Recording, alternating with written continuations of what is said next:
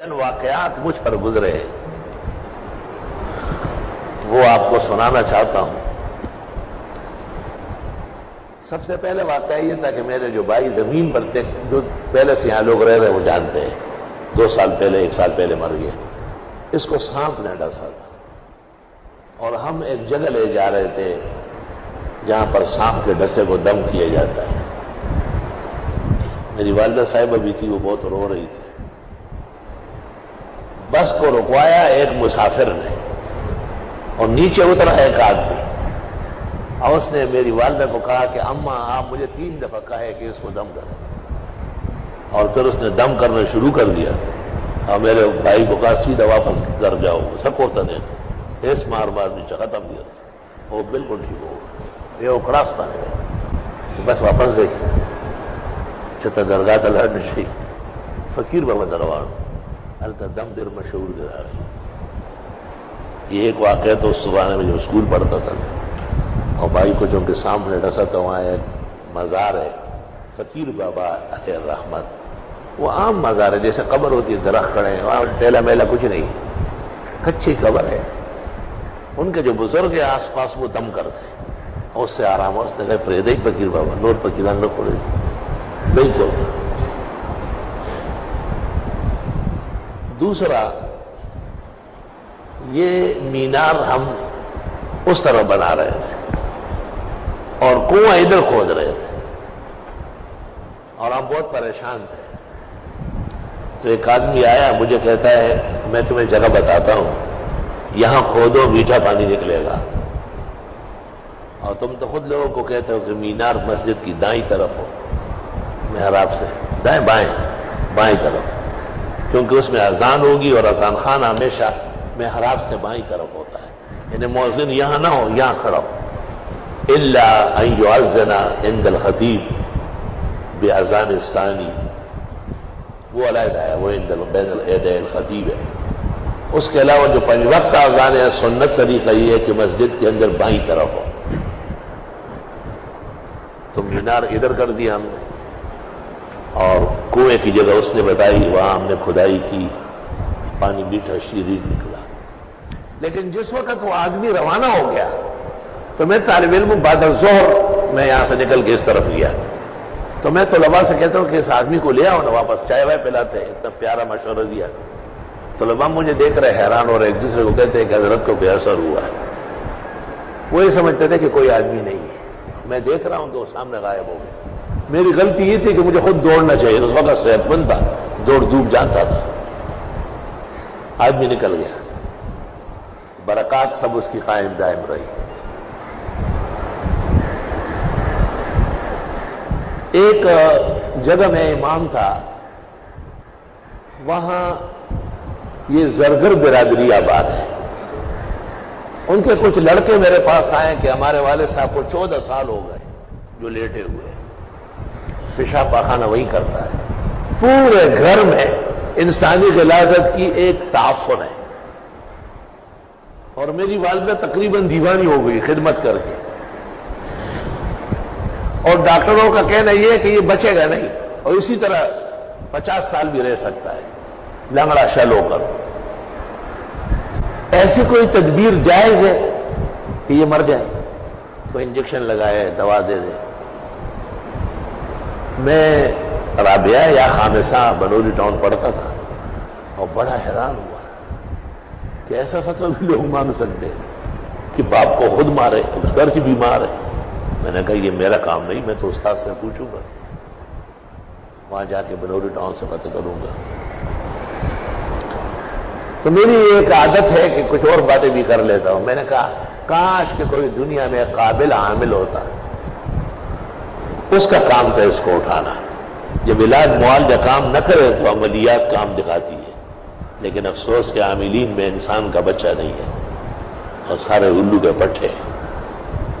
اس طرح کوئی 2-4 برا بلا کہا۔ میں اس لڑکے سے بات کر رہا ہوں اور ایک مہمان آیا اور سامنے وضو خانے میں اس مسجد میں بیٹھ گیا اور وضو نہیں کر رہا ہے، مجھے دیکھ رہا ہے۔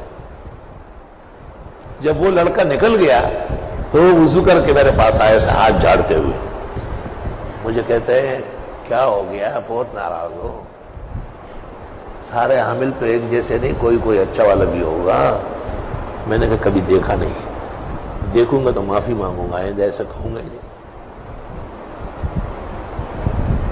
اس لڑکے نے کیا کہا؟ میں نے تقریر کی، غیر معلوم ہے، میں نے کہا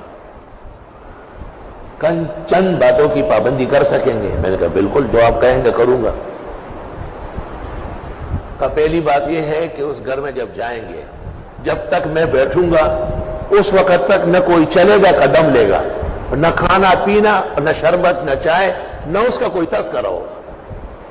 میں نے کہا میں ان کو پابند کر لوں گا کہ جب تک یہ مہمان آپ کے والد کو دم کر رہا ہے، خبردار کے کھانے پینے کا یا کوئی فرض آیا اور گیا۔ دوسری بات یہ کہ تم میرے نام پتہ نہیں پوچھو گے، مجھے کہہ رہے ہیں۔ تیسرا یہ کہ آپ وہاں بیٹھے رہیں گے، جب میں حدود سے نکل جاؤں گا تو آپ اٹھیں گے۔ تو مجھے کہا کوئی بے ادبی تو نہیں ہوئی، ان میں کوئی خلاف شرع بات ہے؟ میں نے کہا نہیں۔ تو قرآن شریف لے آیا، مجھے کہا اس پہ ہاتھ رکھ کے کہا ہے۔ جب قرآن شریف لے آیا نا تو میں نے پیشانی پیٹی، میں نے کہا وہی دفعہ صاحب اقتدار بلا شعر دیکھو پورا طاقت ہے، وہ سر دیکھو کوئی دے گا ٹول کار دے اس کا ہی، اور وہ تھوڑا لگ گیا، اس قرآن پہ ہاتھ رکھ۔ میں نے ہاتھ رکھا، کائے کے لیے ہاتھ رکھا ہے؟ میں نے کہا جب تک آپ وہاں تشریف فرما ہوں گے تو نہ کوئی کھانا پینا آئے گا، نہ کوئی چائے شربت کا پوچھے گا، نہ کوئی فرد بشر آئے گا، کوئی قدم نہیں لے گا۔ دوسرا یہ کہ میں آپ کے نام پتہ نہیں پوچھوں گا، اور تیسرا یہ کہ جب تک آپ غائب نہ ہوئے ہو میں اٹھوں گا نہیں وہاں۔ پھر مجھ سے پوچھتے بے ادبی تو نہیں، آپ کا پتہ نہیں ہوگا؟ یہ تو آپ کو عجائب دکھانے کے لیے ہو رہا ہے۔ مجھے کہ چلے؟ چلے، قریب جگہ تھی، 5-10 منٹ میں وہاں پہنچ گئے، اس کے بیٹوں کو بلایا باہر۔ میں نے کہا اور کون کون ہے گھر میں؟ کہا امی ہے۔ میں نے کہا سب بات سنو میری۔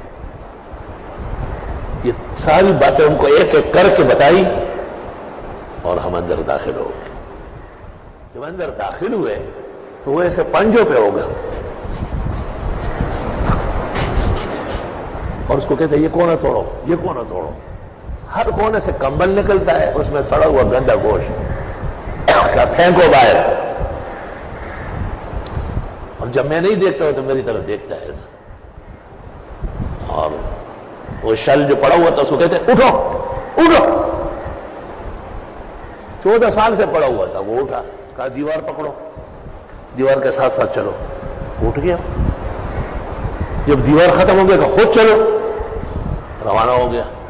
اس کے بیٹے کو کہا تولیہ صابن جوڑا لے جاؤ، کپڑا، مسجد میں نہلا کے اور 2 رکعت پڑھوا کے حضرت کی مسجد میں، اور یہاں لے آ۔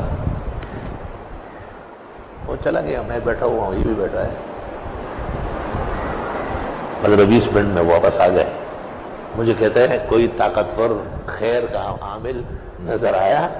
میں نے کہا بالکل۔ میں رونے لگا، میں نے کہا آپ نے بہت زیادہ احسان کیا لیکن مجھے بالکل باندھ دیا۔ ایس جیسے بہت غلام آپ کے پیروں میں ہوں گے، یہ ایک تھوڑا ہی ہے، دیکھیں ذرا آپ دم میں نبھا دینا، وہ یہ ایک تھوڑا ہی ہے، ایسے خدا کے بہت بندے ہوتے ہیں۔ یہ آپ کو دکھانا چاہتا تھا میں، اور بس آخری مجھ سے ہاتھ ملایا اور میرا سینہ چھوما اور مجھے کہا میرے سر پہ ہاتھ رکھ، کہا آپ درس حدیث دیں گے، تفسیر دیں گے۔ اس وقت کوئی اس قسم کا نظام نہیں، رابعہ کا طالب علم تھا۔ یہ آپ مجھے یاد رکھیں گے، آپ زبردست حافظے کا مالک ہیں اور بہت فائدہ ہوگا امت کو۔ میں زار و قطار ہوتا ہوا وہاں کچھ بیٹھا رہا، پھر جب یقین ہوا کہ وہ نکل گیا واپس آیا، شام کو دنیا جمع ہو گئی، جتنے لنگڑے ہیں کراچی کے پلنگوں میں ڈال کے لا رہا ہے۔ میں رخص ہی منا خر بچو ماں سے ٹیکا اسی طرح سے گوڑیاں سے رخص ہی لڑ گئے پچھڑا۔ اس لیے مجھ سے تو ایک قابل قدر ہستی نکل گئی تھی، بہت غمگین تھا۔ استاد محترم مفتی ولی حسن نے کہا کہ میری بھی ایک بہت قیمتی خاتون بیمار ہے، سنا آپ؟ میں نے کہا حضرت اس کا سننا ہی بھیانک ہے، میں کسی دن عرض کروں گا، مجھے معاف فرمائیں۔ تو میرا اپنا خیال یہ ہے کہ یہی خضر مختلف رنگوں میں ہے، یہ دنیا کے اعمال کی وجہ سے نہیں ہو سکتا ہے۔ اتنا چٹ پٹ و اتنے طاقت کے ساتھ ظاہر کرنا، اللہ رب العالمین نے حضرت خضر کو ایسے تکوینیات کے خزائن دیے ہیں۔ اور ایک واقعہ اور ہے، ان دنوں میں میری ترجیح موت خضر کو ہو گئی تھی، اور باقاعدہ درس کے بعد مجھ سے لڑنے آیا اور مجھے کہا آپ کی شان کے لائق نہیں ہے اس طرح باتیں۔ میں جی یہ تو میں نے بعض بزرگوں پہ اعتماد کیا، کل میں دوبارہ درس دوں گا اور حیات ثابت کروں گا کہ آپ کے استاد میں کوئی ممات کا قائل تھا؟ میں نے کہا نہیں، کہا بس اسی پہ قانے رہو۔ میں نے کہا نہیں ہوں، وعدہ کرتا ہوں۔